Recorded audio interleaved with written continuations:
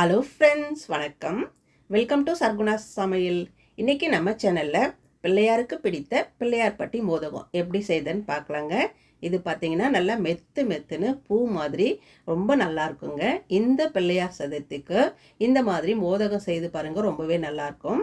அதுக்கு முன்னாடி நம்ம சேனலை இப்போ தான் முதல் முறையாக பார்க்குறீங்கன்னா சப்ஸ்கிரைப் பண்ணிக்கோங்க. இப்போ வாங்க மோதகம் எப்படி செய்யுதுன்னு பார்க்கலாம். அதுக்கு இந்த கப்பில் ஒரு கப் அளவுக்கு பச்சரிசி எடுத்துக்கிறேங்க. இதோட அளவு பார்த்திங்கன்னா 250 கிராம். நான் ஏற்கனவே ஒரு கப்பு அரிசி எடுத்துகிட்டு 2-3 முறை தண்ணி ஊற்றி கழுவி எடுத்துட்டு ஒரு 20 நிமிஷம் தண்ணி ஊற்றி ஊற வச்சுட்டு தண்ணியை வடிகட்டிட்டு ஒரு காட்டன் கிளாத்தில் ஃபேன் கடியில் போட்டு இந்த மாதிரி கொஞ்சம் கூட தண்ணி இல்லாமல் ஆற வச்சு எடுத்து வச்சுருக்குறேங்க. இப்போ நம்ம இதை வறுத்துக்கலாம். அடுப்பை பற்ற வச்சுட்டு இந்த மாதிரி ஒரு பேன் வச்சுக்கோங்க. அதில் நம்ம காய வச்ச அரிசியை சேர்த்துடலாங்க. சேர்த்துட்டு நல்லா லைட்டாக பொரி அரிசி மாதிரி வர வரையும் நம்ம வறுத்துக்கலாம். பாருங்கள், இந்த அளவுக்கு வறுப்பட்டால் போதுங்க. அவ்வளோதான். இதை அப்படியே எடுத்து ஒரு தட்டில் கொட்டிக்கலாம்.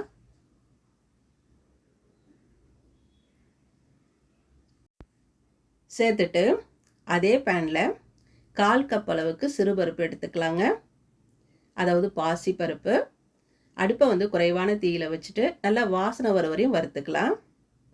பாருங்கள், இந்த அளவுக்கு வறுப்பட்டால் போதுங்க. அவ்வளோதான். இதையும் எடுத்துட்டு அரிசியோடய சேர்த்துடலாம். இப்போ நல்லா ஆறட்டும். அதுக்குள்ளே இதுக்கு ஒரு பாகு காய்ச்சிட்டு வந்துடலாம். ஒரு கப்பு அரிசிக்கு 1.5 கப் அளவுக்கு வெல்லம் எடுத்துக்கோங்க. நான் கட்டி வெல்லத்தை இந்த மாதிரி நுணுக்கிட்டு சேர்த்துருக்குறேன். இதுக்கு பதிலாக நீங்கள் நாட்டு சக்கரை கூட சேர்த்துக்கலாங்க. 1/2 கப் அளவுக்கு தண்ணி ஊற்றிக்கோங்க. எந்த கப்பில் வெல்லம் எடுத்தோமோ அதே கப்பில் 1/2 கப் அளவுக்கு தண்ணி ஊற்றிக்கோங்க. இதுக்கு பாகு பதெல்லாம் தேவையில்லைங்க. இந்த வெள்ளை கட்டியெல்லாம் கரைஞ்சிட்டு இந்த மாதிரி வந்தால் போதும்.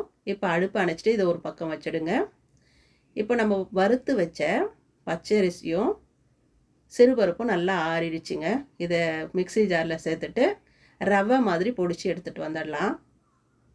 பாருங்கள், இந்த மாதிரி ரவை மாதிரி அரைச்சி எடுத்துகிட்டு வந்தாச்சு பாருங்கள். இப்போ இது ஒரு பக்கம் எடுத்து வச்சிடலாம். இப்போ அடுப்பை பற்ற வச்சுட்டு ஒரு பேன் வச்சுக்கோங்க. இதுக்கு பதிலாக நீங்கள் குக்கர்லேயும் செஞ்சுக்கலாம், அடிகனமான பாத்திரத்துலையும் செய்துக்கலாம். எந்த கப்பில் அரிசி வெல்லம் எடுத்தோமோ அதே கப்பில் 2.5 கப் அளவு தண்ணி ஊற்றிக்கோங்க. தண்ணி லைட்டாக சூடு ஏறின உடனே நம்ம அரைச்சி வச்சதை கொஞ்சம் கொஞ்சமாக சேர்த்துட்டு கட்டிப்படாமல் நல்லா கலந்துக்கலாம். நல்லா அடுப்பை குறைவான தீயில் வச்சுட்டு நல்லா கலந்து விட்டு நல்லா வேக வச்சு எடுத்துக்கலாங்க. பாருங்கள், நல்லா வெந்துட்டு இந்த தண்ணியெல்லாம் வற்றி நல்லா வெந்து வந்துடுச்சு. இந்த டைமில் நம்ம கரைச்சி வச்ச பாகு வெள்ளை பாகை சேர்த்துக்கலாம். கம்ப்ளீட்டாக எல்லாத்தையும் சேர்த்துக்கோங்க, சரியாக இருக்கும். வெள்ளை பாகை சேர்த்துட்டு அடுப்பை குறைவான தீயில் வச்சுட்டு நல்லா வேக வச்சு எடுத்துக்கலாங்க. நல்லா கலந்து விட்டு வேக வச்சு எடுத்துக்கலாம். நல்லா வேகணும். பாருங்கள், நல்லா வெந்து இந்த பாகெல்லாம் உறிஞ்சிட்டு இந்த அளவுக்கு வந்திருக்குது பாருங்கள். இந்த டைமில் ஒரு ஸ்பூன் சர்க்கரையில் ஒரு 3 ஏலக்காய் சேர்த்து அரைச்சி வச்சுருக்கிறேன், அதை சேர்த்துக்கலாம். இதுக்கு பதிலாக நீங்கள் ஏலக்காய் தூள் இருந்ததுன்னா ஒரு 1/4 ஸ்பூன் சேர்த்துக்கோங்க. கூடவே ஒரு சிட்டிகை உப்பும் 1 ஸ்பூன் நெய்யும் சேர்த்துக்கோங்க. நெய் பார்த்திங்கன்னா உங்களுக்கு விருப்பம் போல் கூட குறைய பார்த்து கூட சேர்த்துக்கலாங்க. இந்த டைமில் ஒரு 1/2 கப் அளவுக்கு துருவின தேங்காய் சேர்த்துருக்குறேன். அது வீடியோவிலும் மிஸ் ஆயிடுச்சு. துருவின தேங்காய் 1/2 கப் அளவு சேர்த்துக்கோங்க. இப்போ இந்த அளவுக்கு வந்ததும் அடுப்பை சிம்மில் வச்சுட்டு மூடி போட்டுட்டு ஒரு 8 to 10 நிமிஷம் நல்லா கலந்து விட்டு நல்லா வேக வச்சு எடுத்துக்கலாங்க. இப்போ பாருங்கள், ஒரு 10 நிமிஷமாக சிம்மில் வச்சுருக்கேன். நல்லா வெந்திருக்கும் பாருங்கள். பார்க்கும்போதே தெரியுது. ஓரளவுக்கு 3/4 பாகமாவது நல்லா வேகணும் இந்த டைமில். இப்போ நல்லா அடுப்பு அணைச்சிட்டு நல்லா ஆற வச்சிடுங்க. நல்லா ஆறட்டும், அதுக்கப்புறம் பார்க்கலாம். பாருங்கள், கை பொறுக்கிற சூடு அளவுக்கு இருக்குதுங்க. இப்போ கரண்டியில் இருக்கிறதெல்லாம் நம்ம இந்த மாதிரி எடுத்துட்டு மோதகமாக செய்துக்கலாம். அவ்வளோதான். கைக்கு கொஞ்சம் நெய் தொட்டுக்கோங்க. இந்த மாதிரி மோதக அச்சு இருந்தால் எடுத்துக்கோங்க. அதில் கொஞ்சமாக நெய் தொடச்சிக்கலாம். எல்லாத்துலேயும் நெய் தொடச்சிட்டு செய்யும்போது நல்ல மோதகம் வாசனையாகவும் இருக்கும். அதே மாதிரி ஒட்டாமல் அச்சில் ஒட்டாமலும் வரும். நெய் தொடச்சிட்டு இந்த மாவை கொழுக்கட்டை மாதிரி பிடிச்சிட்டு எந்த அளவுக்கு முடியுமோ அந்த அளவுக்கு அழுத்தம் கொடுத்து வச்சுக்கோங்க. அப்போ தான் அந்த கூம்பு வரையும் அந்த மாவு போகும். நல்லா அழுத்தம் கொடுத்து நல்லா அழுத்தி அழுத்தி இந்த மாவை வந்து உள்ளே வைங்க.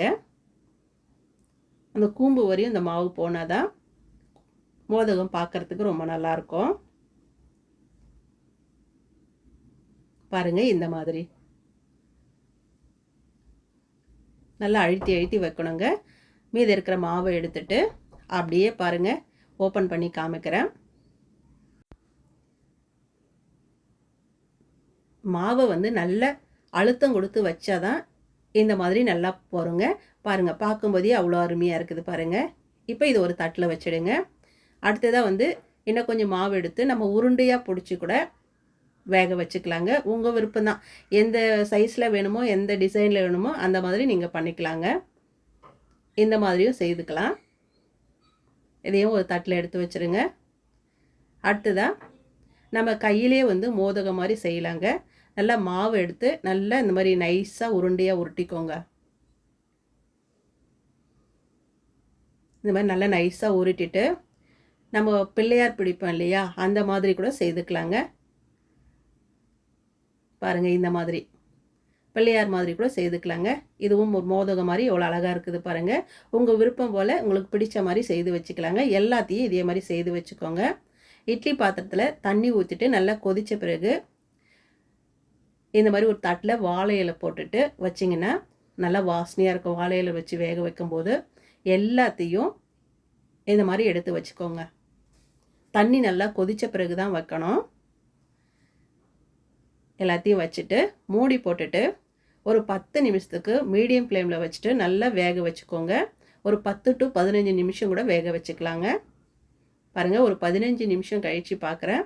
நல்லா வெந்துட்டு ஆவி பறக்க பறக்க நல்லா நெய் மணத்தோட நல்லா மோதகம் சூப்பராக தயாராகிடுச்சு பாருங்கள். அவ்வளோதாங்க, பிள்ளையாருக்கு பிடித்த பிள்ளையார் பட்டி மோதகம் சூப்பராக தயாராகிடுச்சு பாருங்கள்.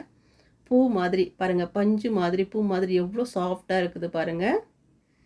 இதே மாதிரி இந்த பிள்ளையார் சதுர்த்திக்கு நெய்வேத்தியமாக இந்த மாதிரி செய்து பாருங்கள். செய்து பார்த்துட்டு எப்படி இருந்ததுன்னு கமெண்ட்டில் சொல்லுங்கள். இந்த வீடியோ பிடிச்சிருந்தா சர்குணா சமையலுக்கு சப்ஸ்கிரைப் பண்ணுங்கள், லைக் பண்ணுங்கள், கமெண்ட் பண்ணுங்கள். மறக்காமல் உங்கள் தெரிஞ்சவங்களுக்கு நிறைய ஷேர் பண்ணுங்கள். அப்படியே பக்கத்தில் இருக்கிற பெல் பட்டனையும் அழுத்தி விடுங்க. அப்போ தான் நான் போடுற வீடியோ உங்களுக்கு உடனுக்குடன் வரும். நன்றி, வணக்கம்.